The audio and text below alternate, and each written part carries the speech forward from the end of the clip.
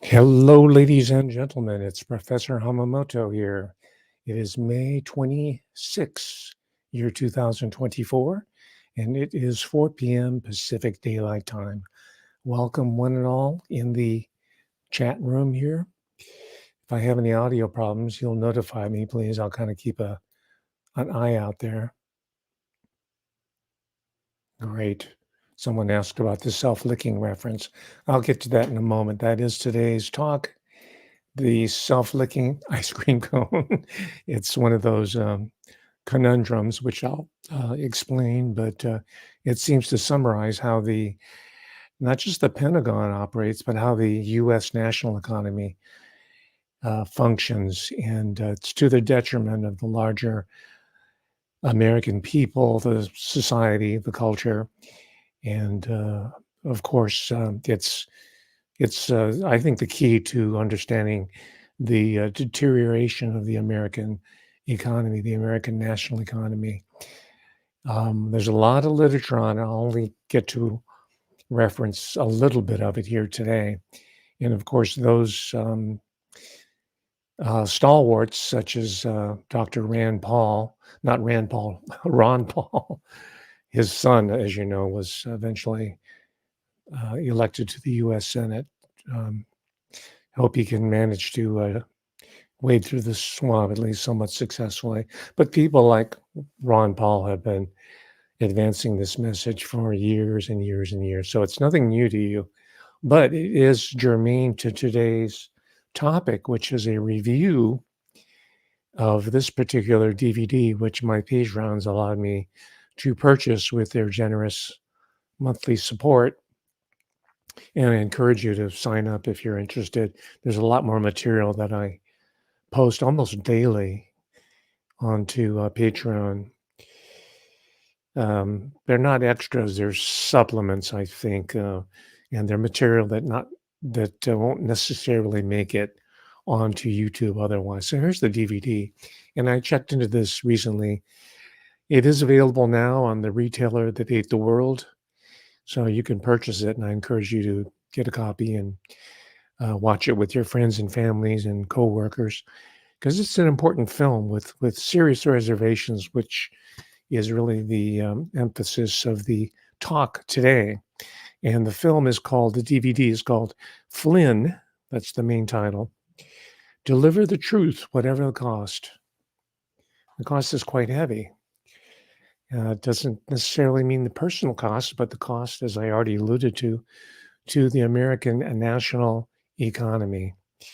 The military budget drains huge amount of resources from what they call, the military calls, the civilian economy. And it's kind of a misnomer because they're interpenetrated now. And that's why I talk about the corporatist junta, Junta. I know in Britain it's pronounced junta, I think, but here in the Western Hemisphere, we were taught to pronounce it junta, give it the Spanish pronunciation. And by corporatism, I mean the coming together of the military, the corporations, the large corporations, and the political class, right? C. Wright Mills, this was way back in 1956. C. Wright Mills, he was a sociologist, referred to this as the power elite, and much of his critique stands to the present day. So I'm going to critique this film, and just to tell you up front, I view this as a very clever propaganda film, which is understandable when you think about it. I mean, Michael Flynn built his entire military career and his post-military career on propaganda.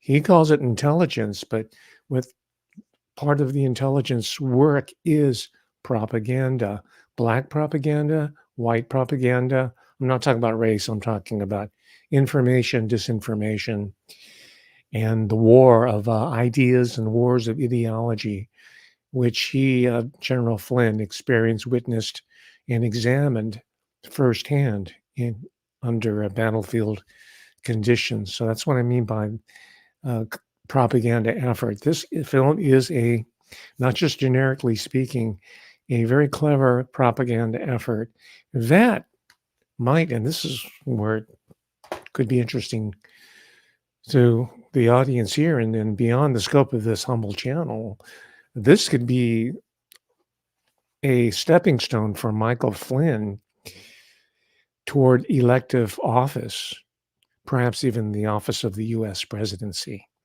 right? So we have to get in front of the possibility, maybe not this coming election, right? But he's still relatively a young person, so we can talk about a presidential nomination for because he's a registered Democrat, as we're going to see in a moment. He refers to himself as a Kennedy Democrat, or his brother does.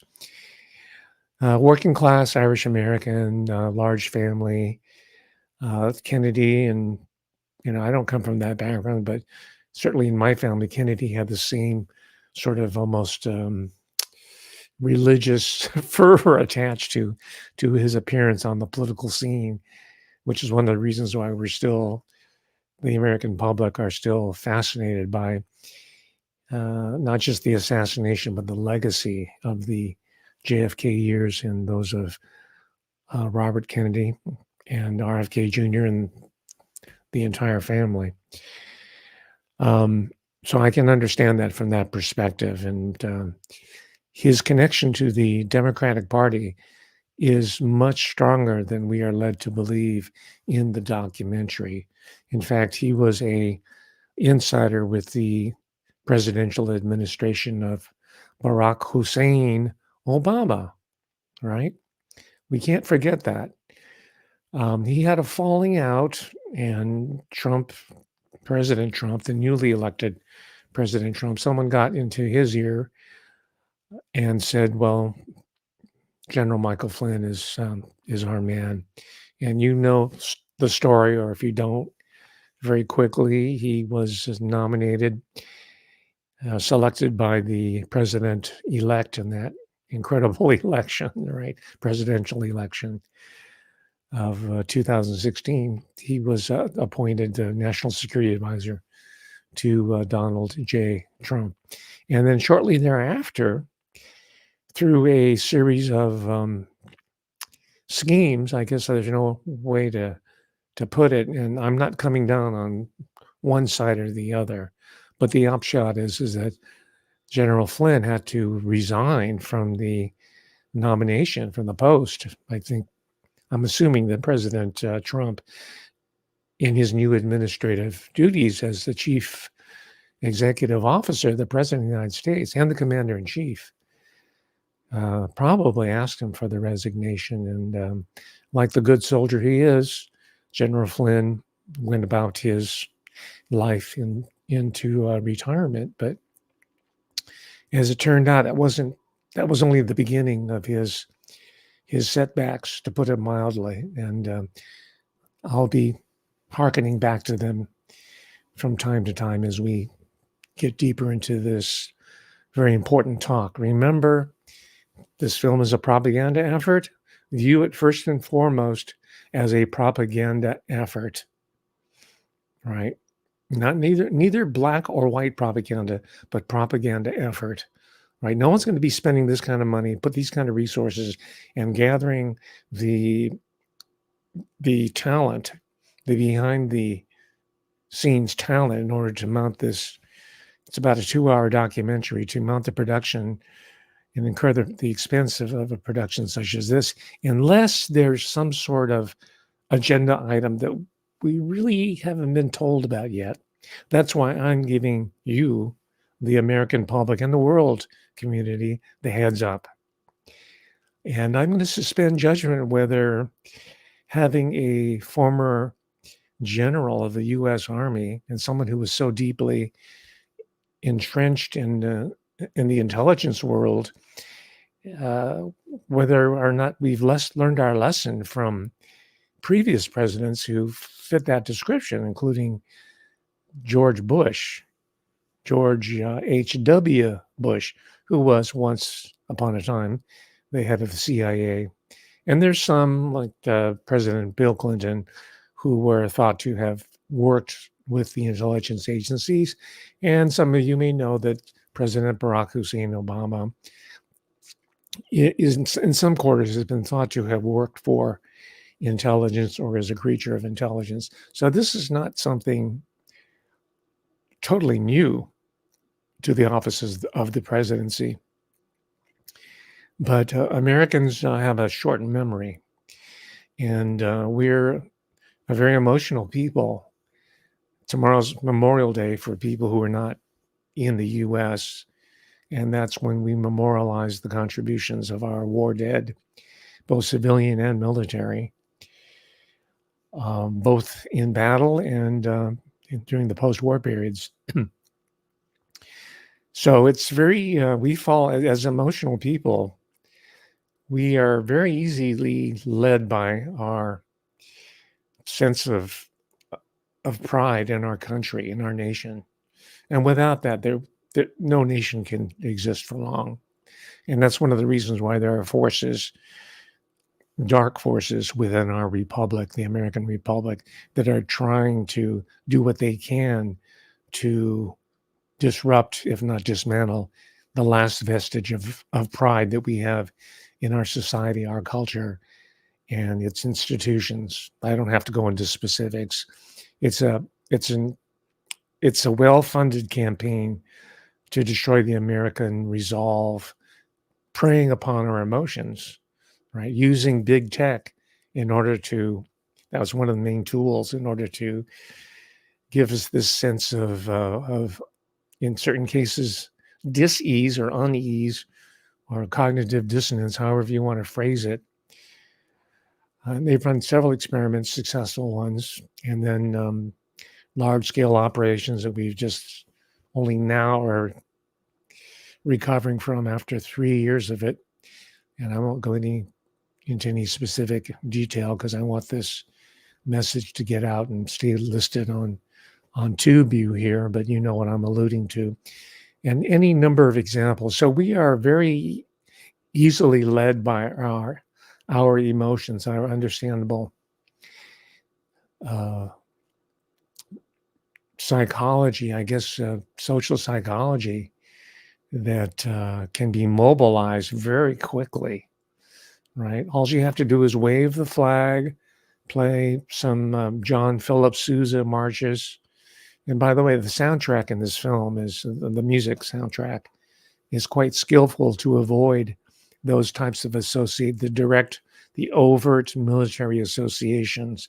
And the soundtrack, maybe that's the topic for another talk altogether, should be studied by people who are expert in the sonic propaganda efforts in a lot of these movies here. But it's I saw it working on me, and I had to check myself.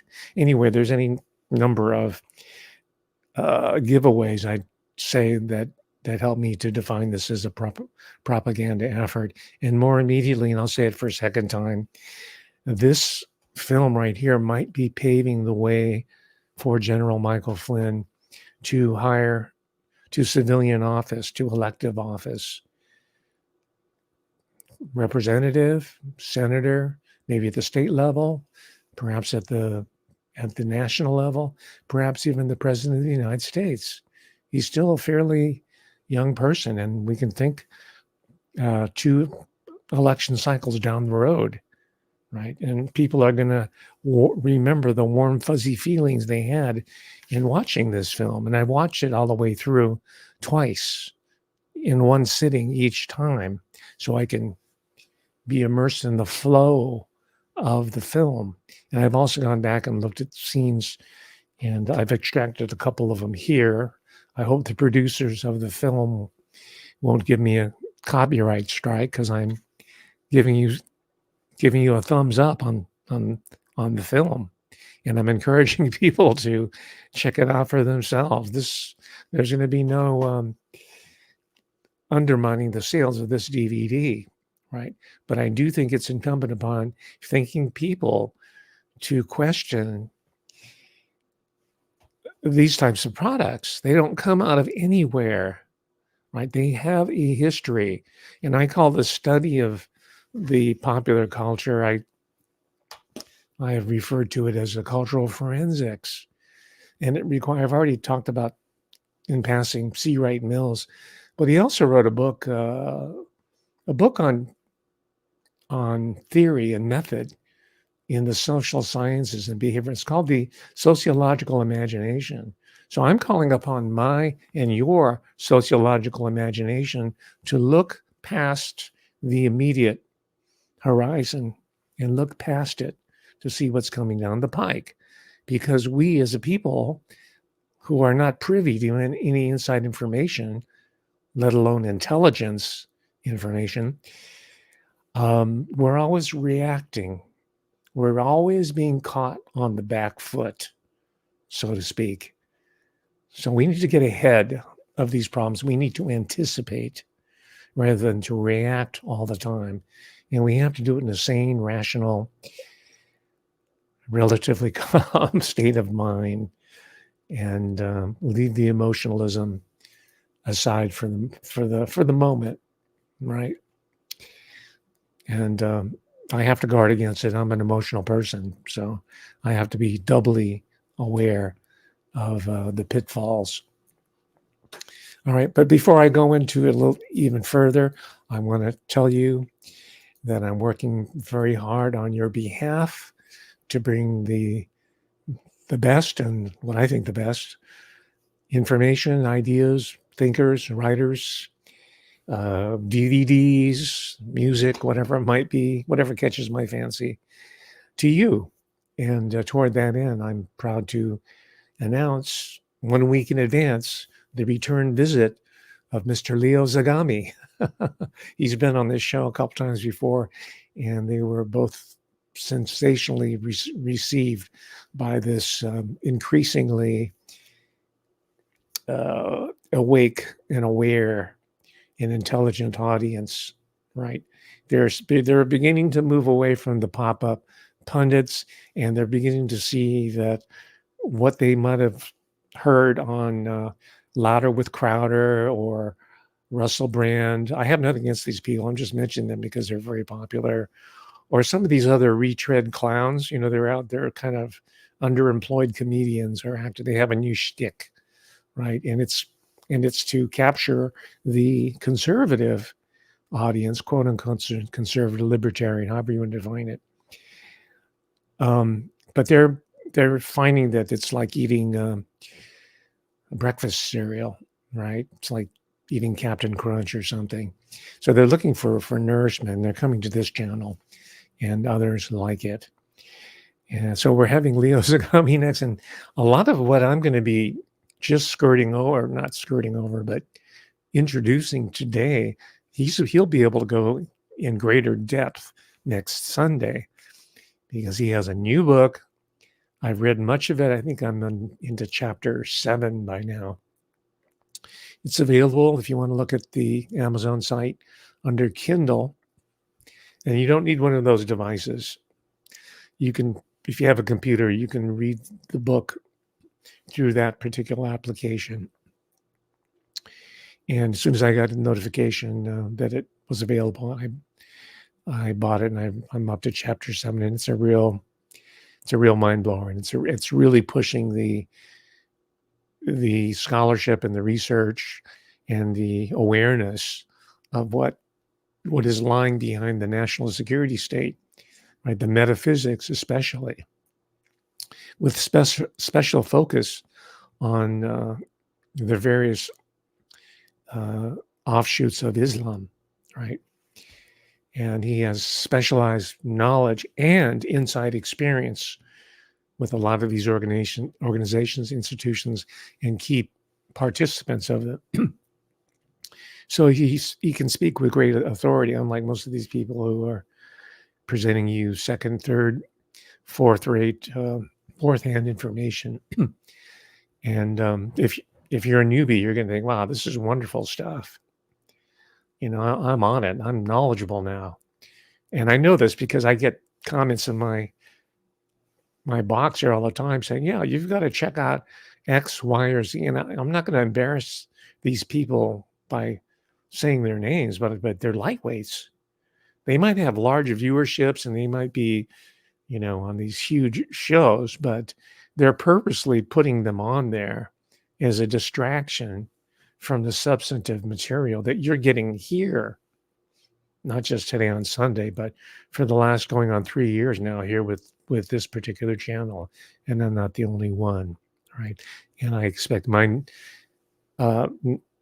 individuals such as me, to increase, to multiply. That's why I made this investment almost 3 years ago, to build this new critical culture that's not composed of underemployed actors that mommy and daddy bought channels for, or retread comedian funny men, because our national security, or if you want to call it our society, our economy, is not a giant punchline for you ass clowns, right? So anyway, I have always kvetch, that means complain in Yiddish, in my shows, and that's all I'm going to do for today about these characters, because I read in the comments that it's really unseemly and immature of me to criticize these people, right? But I'm just doing it for the benefit of the people who think that they have a grip on news and information and analysis. You can call it analysis. It's anal, yes, but it's not analysis. The first part of the word is correct. And I'll leave it to you to decide whether I'm worthy of the title itself. But I just call it cultural forensics. So Mr. Zagami will be here. His new book is called, you guessed it, Confessions of an Illuminati. He's on volume 10. That's the current one. I have every single volume, and I hope he'll publish this one in book form too, because I have every single one of the books, and I have 2 of the volumes of his lovely wife and the person who edited this book and others in English, Mrs. Christy Zagami. You want to check out her work too. She has a different, into over 2 different volumes, has her own take on what's involved with being part of this shadowy world that we think is just lost in the mists of history. No, it's very much alive and well in 2024. And you, me, we'd all be foolish to ignore it. And we'll all be doubly foolish if we just keep rehashing the same stories that's on the internet or it's on YouTube. And I'm guilty of that as well. I like to read about Nazis, right? Just like everybody else. I like to read all the new books about Nazis, right? But I'm also interested in our survival in the 21st century, right? So he'll be here. It's going to be a great conversation. Mark your calendar, subscribe, because if you subscribe, you will get the notifications.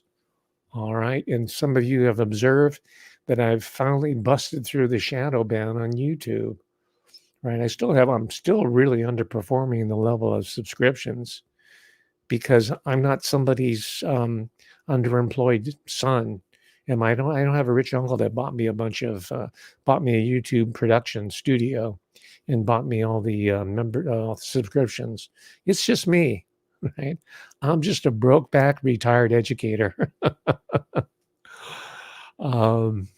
Anyway, and okay, there's a lot more to announce, but I'll just leave you with another tantalizing tidbit. And then I've got some contact information by my publisher, and managed to get the contact information of a writer in his publishing stable, which we share. And she's coming out with a book on the death of Diana Spencer. Remember that? It's been a few years now, so this is a timely book. And you might say, well, what does it have to do with Americans? Well, we have one of the supposedly, I don't know what the real story is, we have one of her sons who live in Montecito, California. That's in Santa Barbara County. beautiful area. I've given a talk on Montecito, by the way, in as part of my 2.5 year catalog. You want to check it out. That's where Oprah Winfrey lives. That's where Ellen DeGeneres. I think Rob Lowe lives there.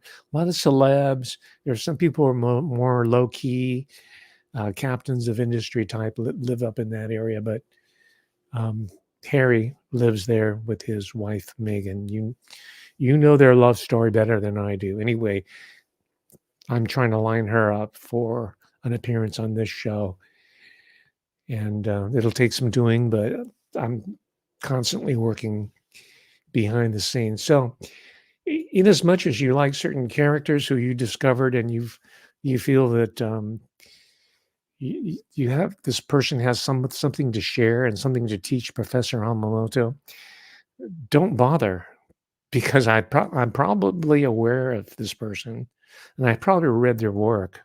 Okay, it's new to you, but it's not new to me, right? And it's really a waste of my time and energy to respond to newbies.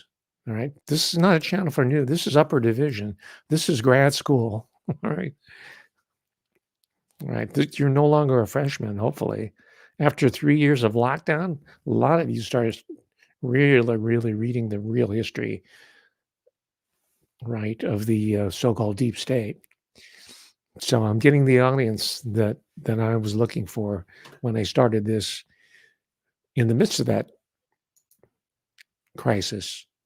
I'll call it a crisis. I have worse words for it, but I don't want to be blocked by TubeU. And also, finally, I already asked you once, but join my Patreon because it allows me to buy these DVDs. This is a $25 investment. Hopefully, you'll get a part of the return here today. And then books such as this, which I'm going to review. It's called The Palestine Laboratory: How Israel Exports the Technology of Occupation Around the World. I've started to read it in preparation for a larger review. And again, it's your support that allows me to buy, because these are new books. They're right off the press. They're not discounted. They're not used. So there's a premium attached to that. Okay, that's all the begging I'm going to do for today. So, do I need to really introduce who General Michael Flynn is? Right. Let me have him do it, or his the film do it for us here. He describes himself as I alluded to earlier, as a Kennedy Democrat. He comes from a solid working class Irish American, career military. His brother's a general as well. His father was a career U.S. Army. I think his highest rank was sergeant. And he was overjoyed that both of his sons went into the military, and he predicted that both of them would attain the rank of general, and how right he was. And they're from Rhode Island. He went to Rhode Island College or university, and he went to the usual track. He went to ROTC, Reserve Officer Training Corps. I don't know if Rhode Island University is a land grant college. It probably is. So all these schools that are land grant, by law, have to have ROTC. They're already military institutions. And I mentioned this in advance because what I call the military junta, the corporatist junta, has infiltrated the university at a very, very basic level. And you might even go so far to say that the university is, the contemporary American university is by now, today, an arm of the Pentagon. All right. Because of contracts, because of not just of ROTC, but because of the enormous money that is processed through the university. And that is part of how the Pentagon has managed to amass so much power and resources, which are a danger to not only to the economy, but to the functioning of the American Republic as a free society. You've heard the rap before, and it's not overblown, but most of you do not associate it with a film like this. So I'm trying to point out to you that there are more subtle ways of getting the message across that we need to support this larger governance by junta by talking about a personal story of hardship, of tribulations by a by what I can tell, a very decent guy, Michael Flynn. He went to public. I think he went to Catholic high school, but he was just like you and me. I'm older than him, but you get the idea, right? He's just ordinary, plain, but ambitious and super intelligent individual who has a good heart, I believe. Of course, he's working in a system, and I'm sure when he first started out in ROTC, he had not the slightest inkling of what the Pentagon truly is. Just like when I went to work for the University of California, I had only a dim idea of how entrenched they are into some of the deepest, darkest historical contours of American and world history, from the Manhattan Project to all the various subsidies that contractors are receiving right now in 2024. Right, that's my own institution. And we all bear on this Memorial Day some level of responsibility and culpability to ensure that our own institutions don't run away with freedom, with American freedom, by contributing to the surveillance through the oppression of foreign and domestic peoples, right? Michael Flynn was part of it. I'm sure he'd fess up to it. He is a soldier. That's what he signed up for. What do soldiers do? They're involved with conflict. What does conflict involve? It involves war. What does war require? It requires killing. Okay, that's a natural fact. And I'm not going to sit up here and be a moralist and say that's going to ever end, right? The solutions are not going to be easy. And if there are any solutions, they're going to be hard going, slow going, but we're not even going to be able to adjust the problem unless we look through the subtleties of propaganda pieces such as this. Are you with me so far? Good. Okay. Let me run the clip of from the film. And again, I hope the producers of the film will give me fair use privileges on this. I'm just doing a short bit to show the audience what a great film it is, and that they should go over to the retailer that ate the world, or go to Michael Flynn's website, which I have, and it's available on his merchandise site, and buy it there. Here it is.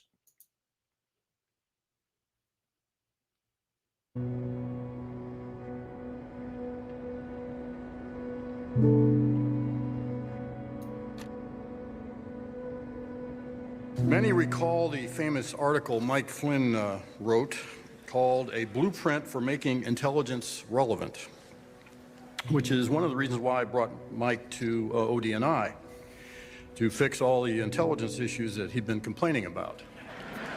There's a phrase in the military, and I don't use my Irish too often, but they say "fuck up and move up," right?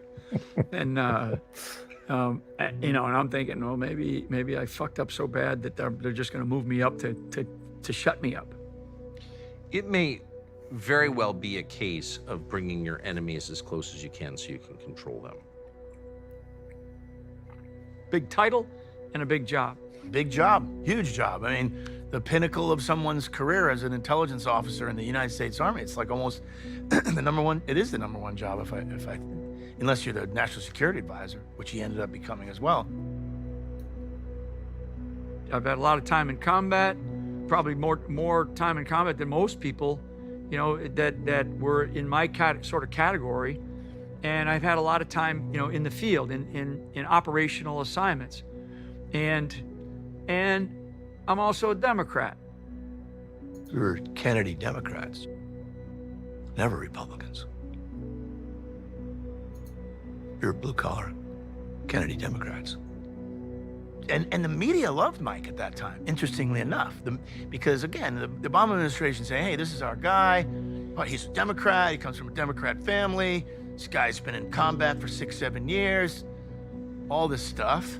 But what kid from a small town who grew up in a huge poor family, something like that, it's a big deal. So there was a lot of problems when he took over DIA. The establishment, especially what they call the SES, the senior executive staff in the Department of Defense, was like, oh, this guy, this is, we've seen these types before. We're gonna railroad him out of here. We're going to railroad him out of here. That was the last phrase uttered by his brother, who's also a general.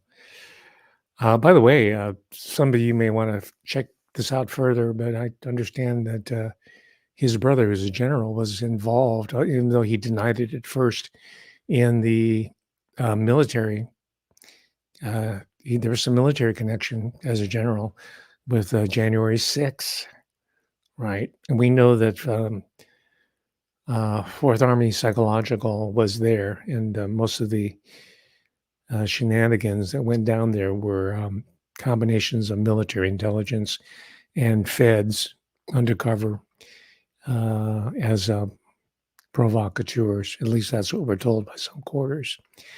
So you'll have to check that out further. That's not mentioned, of course, in the documentary. But I do agree that General Flynn went in there thinking that he was really going to reform the huge intelligence and military complex, and that's a threat to the livelihoods of I don't know, tens of thousands. I couldn't put a number on it, but tens of thousands of people whose careers, whose livelihoods are dependent upon the largest of the American taxpayer dollars through the military budget. It's huge, right? Something like $800 billion in fiscal year 2023. And you can find that information on your own if you want, but it's huge, and that money can be better spent working on civilian projects. But no, it doesn't benefit Raytheon and Lockheed Martin and all the whole defense industry, which we'll get into in a moment, because we're talking about systemic issues, problems, which includes corruption in certain cases that involves a number of interlocked institutions, including the university. So what happened is that General Flynn ran afoul of some of the old guard. Plus, they, as you know, a lot of them didn't like President Donald Trump, and they did everything they could in their power to subvert his new administration all the way to the end, and they're still doing it. They don't want to see a return to the White House of Donald John Trump, right? And Trump's people, President Trump's advisors, knew about General Flynn and said, hey, you might want to talk with this person and see what he can offer the new administration.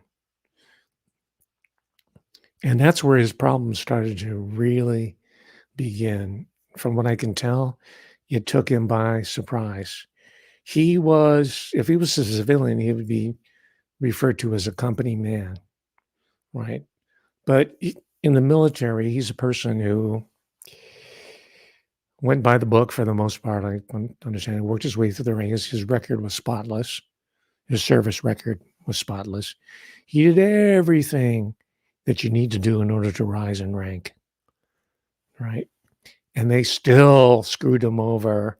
They, meaning these permanent deep staters, they're the ones who are part of this system that, I can't remember the guy's name, but he worked for NASA.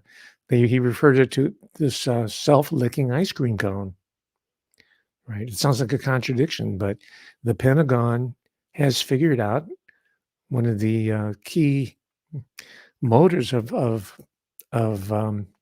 emoluments, I guess, or self-aggrandizement, material self-aggrandizement through the self-licking ice cream cone model. I have a theoretical article. It's kind of tongue-in-cheek social science, but and it's used in the popular language, which I'll show you before we leave today, and put it in your lexicon because people will ask you, well, what's that? Then you have a chance to explain why we need to reduce the military budget. There, I said it, right? Just a small reduction in the military budget, just in terms of waste, will benefit the rest of the economy, right? And don't take my word for it. I did a review on this book a number of months ago. It's by Kash Patel. He's a national security consultant himself. He tried to feed off the trough of all these experts in the national security establishment. It's called Government Gangsters.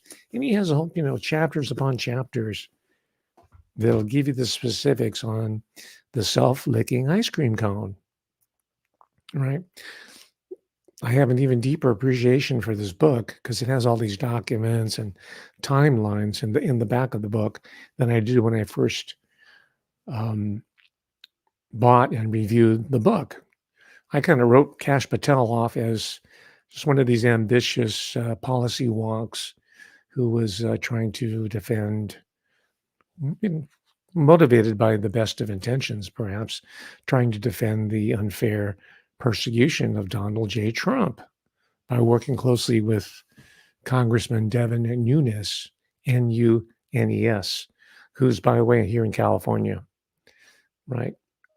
He's one of the good guys from California. They're not all Nancy Pelosi or Barbara Feinstein or Dianne Feinstein. I get them conflated.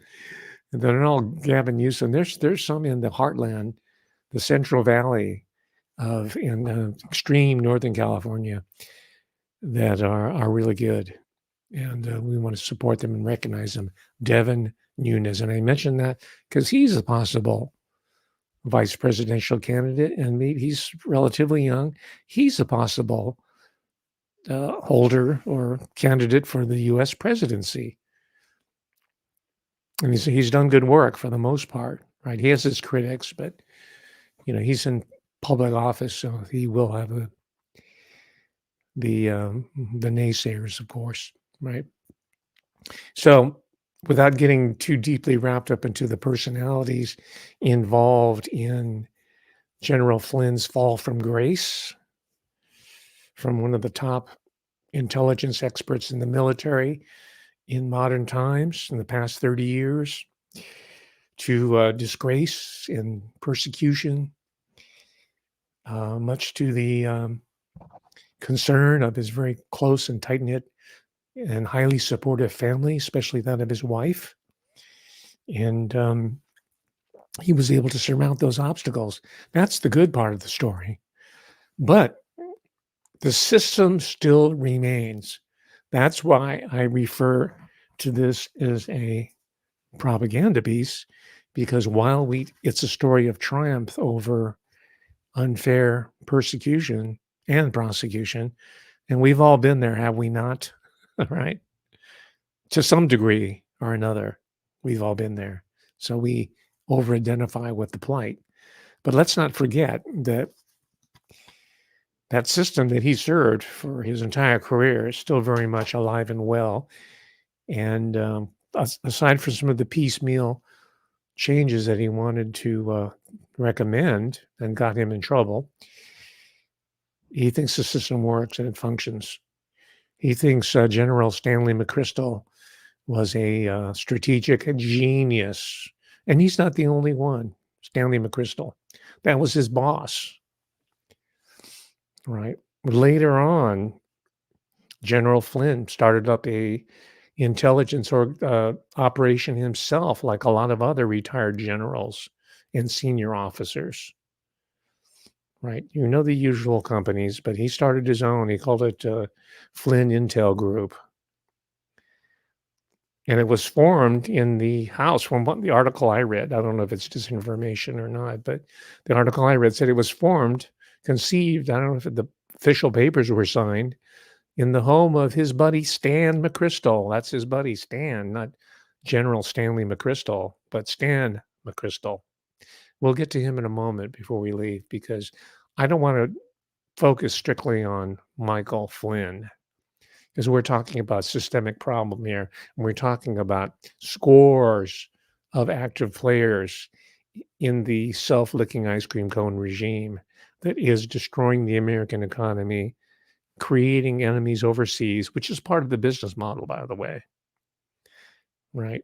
Dr. or Senator Rand Paul, not Ron Paul, let's get it straight. Ron Paul, his father, the father of Dr. Rand Paul. Dr. Ron Paul has said that. Now, history would be a lot different if Dr. Ron Paul had been elected president. But that didn't happen, and realistically, they went the American electorate with Trump, for better or worse. But he's been saying that in his whole school of thought, political thought, has been saying that for years and years and years. And in that sense, they have a lot in common with the left. Only recently has the left become militant, and I would say even frothing in the mouth imperialist. They used to be anti-imperialist. They used to be anti-war. There's kind of like an inversion here that took place, and that's why I left the left. It was riddled with contradictions, and I've figured out after a while that these were false contradictions, because most of the top leftists come from very well-connected, privileged families, right? Remember Bill Ayers, the guy that wrote the book for Barack Obama as he was trying to gear up for the candidacy? By the way, if General Flynn comes out with a book, an autobiography, maybe a couple books, that's signaling that he plans to run for a higher office, maybe even the presidency. But anyway, Bill Ayers helped to find, cultivate, and bring forward the intelligence asset that we know today as Barry Hussein Obama, aka Barry Soetoro. Any number of aliases, we really don't know his true identity. Right? That's Bill Ayers' father was the CEO of, I think, Con Edison, based in Chicago. Right? He was so rich that he had a whole residential site or suite or dorm rooms, residence hall, named after Ayers. Not Bill Ayers, but Bill Ayers Sr. All right. So he probably bought Junior the faculty position at the University of Illinois, Chicago, not Evanston, not the main branch, but so he can spout his Paulo Freire pedagogy of the oppressed and his Gramscian propaganda to a new generation of impressionable bureaucrats who are now running the world. Right. So you see, the point is that there's all these contradictions. That's why one of the reasons why I said aloha. That means goodbye, not hello. All right. So rather than getting to some of the villains of the story, the struggles of General Flynn, let's show one. He's not just a villain in the case of General Flynn, but I think he's a danger to the American Republic. And of course, he's on the payroll of legacy media. That's what they don't tell you, right? Legacy media is very much, they are an arm of intelligence, both military and the civilian. The distinction is almost meaningless by now because that's corporatism. The fusion of civilian and military is corporatism. We're being ruled by a corporate junta. So here's some Wonder Boy interviewing one of their corporate assets, John Brennan. Well, I looked it up and I heard rumors that he was actually Muslim, but he's not. But he did go to Cairo as an exchange student or sort of overseas study for 1 year. It's pretty unusual in his time. And as you know, he did vote communist. He voted for Gus Hall, who was the perennial candidate for president up until he died. So that's John Brennan. But he said that's nonsense. It's a vicious rumor. He's a Roman Catholic, right? We don't know. And maybe, it's only of secondary importance. But here he is, hired to lambast and to defame General Flynn. Here we go. John Brennan, former CI director. He's now an NBC News senior national security and intelligence analyst. What do you think about the idea that has been put forward by Flynn's lawyers and then kind of recanted today that Mr. Flynn was duped by the FBI agents that came to the White House? Well, I don't believe that is the case. I think there's been some acknowledgement that the White House counsel was not informed in advance. But Mike Flynn, given his extensive military career, as well as being national security advisor, knows that when you talk to the FBI, you are talking to government law enforcement officials, and you must tell the truth. And so under, whatever circumstances you're going to meet with somebody, particularly in the White House, if the FBI comes over and pays you a visit, you should just, in the normal course of your day, tell the truth, but especially to FBI officers. Okay, I don't have to tell you about the hypocrisy of his grandstanding statements, Brennan, and I don't have to remind you of the political uses of the DOJ, including the FBI and the intelligence agencies against American citizens, not just foreign terrorists, as they like to pretend. Most of these operations are directed against us. And for those of you who think you're on the inside and that you're going to retire without any problem down in Florida in the penthouse working for some defense contractor, think again. Remind yourself of what happened to General Flynn. Right? It could be you that's thrown under the bus. All right. Now, just to add a little bit of another layer of propagandistic meaning to this talk here, Tucker Carlson appears quite often in this documentary. And I would go so far as to say he's the primary defender in the court of public opinion of General Michael Flynn.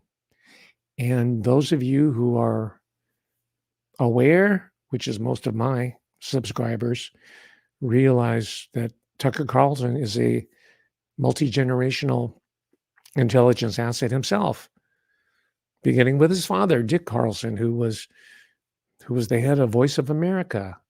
And in the documentary itself, this one here, he says, oh, yeah, I grew up in Washington, D.C., and so I can speak about it with authority. My father worked for the government during the Cold War. He doesn't talk about his father as being one of the chief propaganda officers for much of the Cold War period with the Voice of America. And I'm sure it wasn't just VOA either. It was probably some other like networks, the television, the radio, national networks in the United States. Has he changed? That's one of the argument. Oh, yeah, we'll accept anybody now, whether it's Elon Musk or Tucker Carlson or Russell Brand, who used to be a raving leftist, by the way. So long as they're changing their colors, their stripe, they're lowering the flag and they're putting up the flag, our flag, quote unquote, our flag, and they're spouting the right party line. Well, I'll leave it up to you to decide whether we can forget history, but I'm very cautious about that. All right. So here's Tucker Carlson. For you Tucker Carlson fans who are going to get really angry at me for criticizing him, here's him doing his level best as the chief Boy Scout on his own. right? You know about his supposed firing, right? I think they have to create another arm of the dialectic, the fake dialectic. Here he is defending his man, General Michael Flynn. Have a photograph of Comey, Clapper, Brennan, and Flynn. Which of the four is telling the truth? This reveals everything. So in Washington and in all corrupt societies, in all really dark and sinful societies, telling the truth is the crime. Lying is required. So it's an inversion of what we would consider justice. You almost never see anybody in Washington punished for lying, ever. You can be shackled and brought to jail for that, and people have been. There is no conceivable chance that any of those three will ever be punished for lying. Mike Flynn, whatever you think of him or his politics, did not lie, but instead told the truth and faced life in prison. So that is like a perfect snapshot that reveals the underlying reality of Washington, the total inversion of justice, of Christian justice.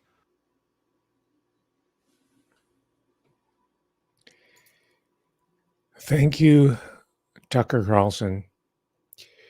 You know, I got over it not liking him because he used to wear bow ties when he was the Wonder Boy on the fast track for network. You know, he's probably going to be the Dan Rather of the future. But the political climate changed and he's moved over into this new endeavor. But he has some good qualities and perspectives that we can share. But just remember where he comes from, right? And as we wind up, let us pay tribute to Dr. Ron Paul, who talks about this creation of enemies that people like Michael Flynn made a career out of fighting. He claims to be frustrated by all the mismanagement and incompetence that's going on in the intelligence community, in the DOJ, or in the Pentagon, but he doesn't really question the system itself, the self-licking ice cream system. What else are you going to get but structural corruption in a system that's self-licking, that's self-dealing, that's about rewarding otherwise patriotic, committed individuals of high accomplishment, generals, in other words, or admirals, rewarding them by lucrative contracts as quote unquote consultants or being placed on corporate boards to do very little but lend their name to some sort of high level corporate scams, right? They're not guilty until proven innocent, but you and I know the score. So why should I pretend that to be objective about it, right? They don't, right? So here's Ron Paul. And when we go back, we've gone back quite frequently, you know, whether it's the Taliban or Al-Qaeda, we've been instrumental in financing them. And then we supported, I mean, just recently in Syria, we facilitated the escape. We didn't want to destroy all of Al-Qaeda because we have to have justification for our spending money on our national interests. And Yes, you get the point. This is Dr. Ron Paul. Remember his words and remember that he represents a great segment of the American public, probably the majority. I don't know what the polling is, but I'm guessing it's probably the majority, right? Donald Trump said he was going to take us out of these foreign wars. President Obama said he was going to, but of course, once he got in office, he realized that, hey, you got to do what we say. And this is the permanent junta that runs Washington, D.C. And they said, just keep quiet and you and Michelle are going to be set up for life. You step out of line and there's going to be a different story. It's not going to be a happy ending. Right? So just to give, without going into specifics, because I think you know most of this already, Stanley McChrystal, who was really the architect of the Joint Strategic Organization. What does it stand for? JSOC? Joint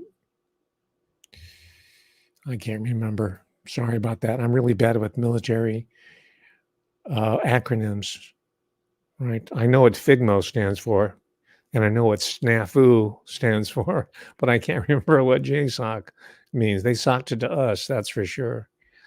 But Michael Flynn, General Michael Flynn, yeah, my man Stan, General McChrystal is the great mind of modern times in military strategy.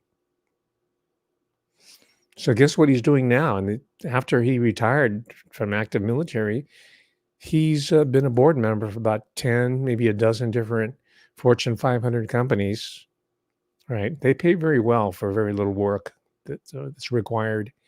He runs a consulting, quote unquote, firm as well.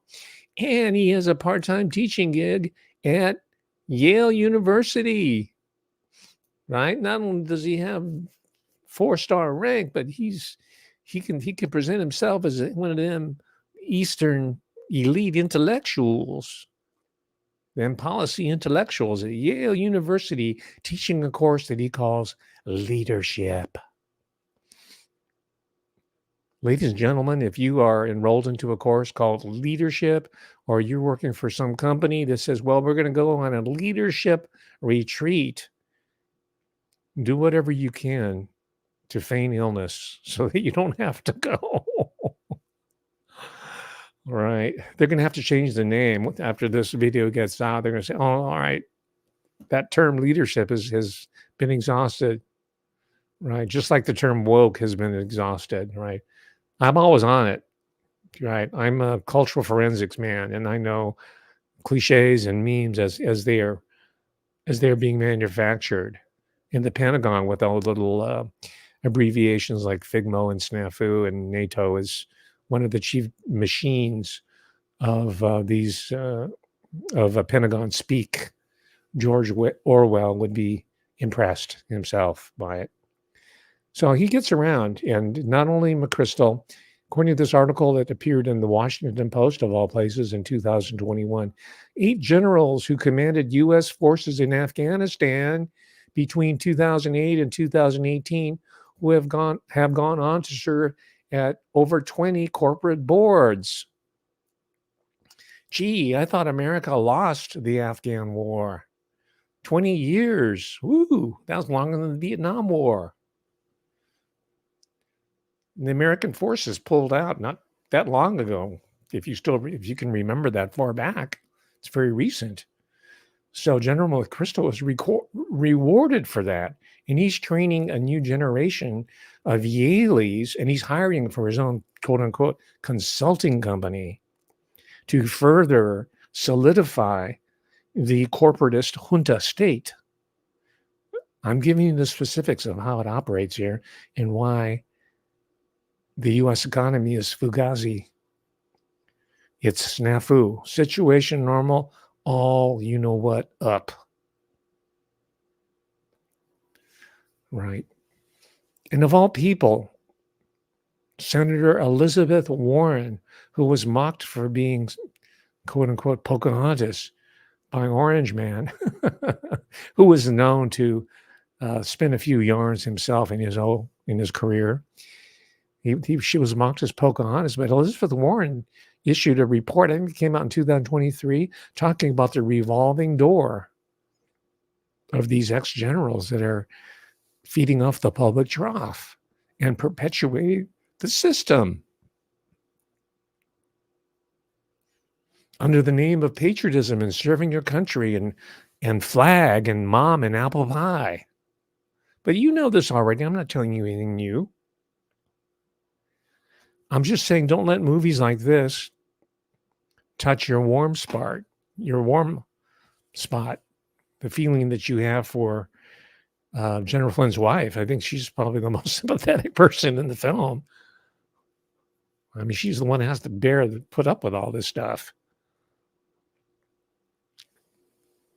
So if you want a hero, pick her. You remember her on Mother's Day. Okay.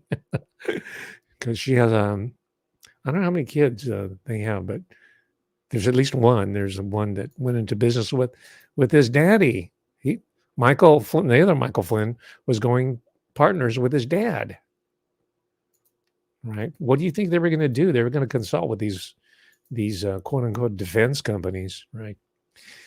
So the Afghan war was a fiasco. It was a planned fiasco, and that's another point that it should be obvious, but I'll tell you anyway. General Flynn knows better that it was just a snafu. It was just mismanagement. It was built-in failure. There was no intention of winning anything. There's no intention of winning any foreign war. That's not part of the business model. Think business, right? Think dollars and cents. Think spreadsheet. Think Excel spreadsheets.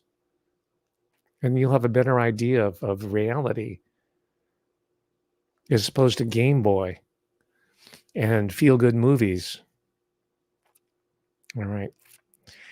So here's the self-looking, an animated rendition of the self-licking ice cream cone problem. They've got absolute power. Cheney, Rumsfeld. Congress, Pentagon. Cheney, Rumsfeld. Halliburton, Pentagon. It's like a self-licking ice cream cone. A self-licking ice cream cone? What's that?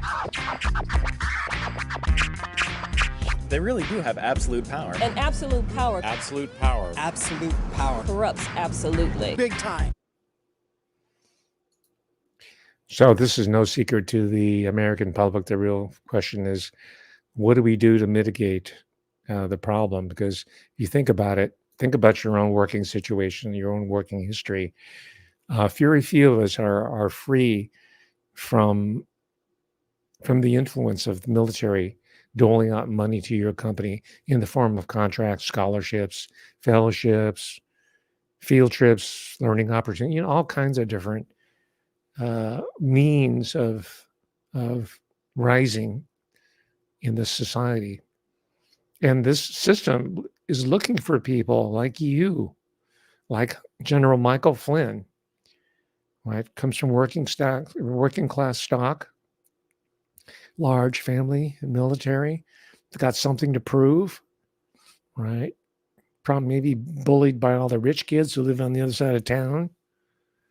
He wants something for himself and for his family. He wants to make something out of himself. Nothing wrong with that.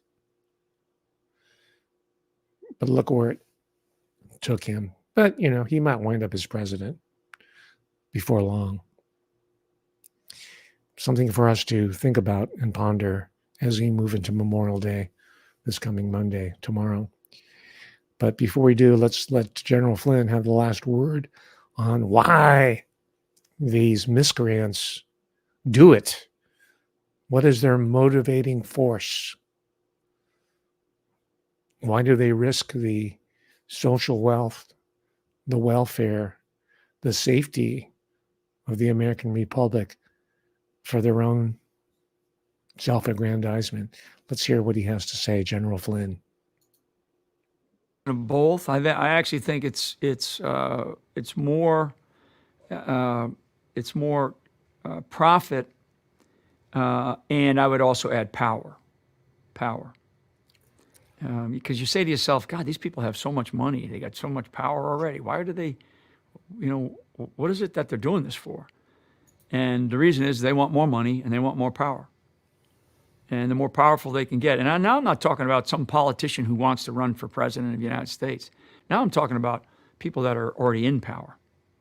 People that are in power, whether they're an elected official and they've been there forever, or a government bureaucrat and they've been there forever in some capacity and risen up to a certain level, or they're in other institutions of our country and they've gotten to a level, and you say to themselves, geez, they should be happy for what they've got. Mm-hmm. And they're not. What you find is that so the answer to why is because they want more money and they want more power.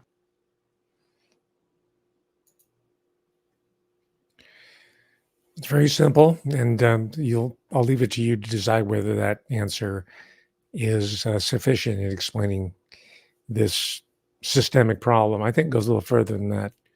I think there are some supernatural forces at work, to tell you, and toward that end, we'll we'll consult with Mr. Leo Zagami next week about the metaphysics of evil and where it comes from historically and where it could be taking us if we don't watch out.